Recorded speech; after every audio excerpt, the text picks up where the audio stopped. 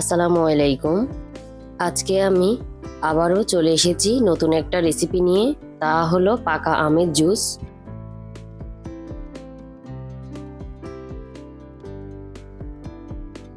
এই গরমে পাকা আমের জুস খেলে শরীরের ক্লান্তি দূর হয়ে যায়।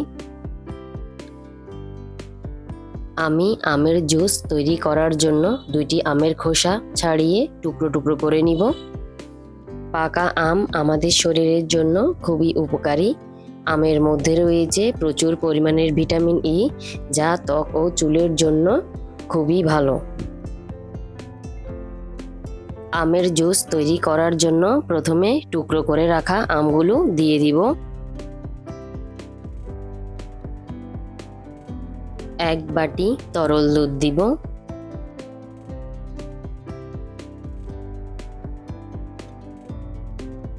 2 টেবিল চামচ চিনি দিব।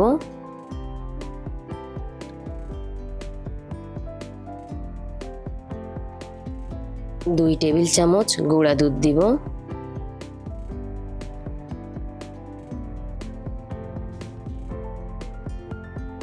সামান্য পরিমাণের বিট লবণ দিয়ে 2 মিনিট ব্লেন্ড করে নিব।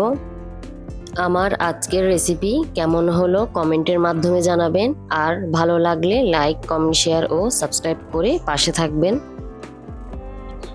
আমগুলো ব্লেন্ড করার পর 1 গ্লাস ঠান্ডা পানি দিয়ে দিব, দিয়ে আবার একটু ব্লেন্ড করে নিব। আমার আমের জুস তৈরি করা হয়ে গেল। অনেকেই অনেক রকম আমের জুস তৈরি করেছেন, এইভাবে একবার তৈরি করে দেখুন, খুবই ভালো লাগবে। আমি এখন 2টি গ্লাসে সার্ভ করে নিব।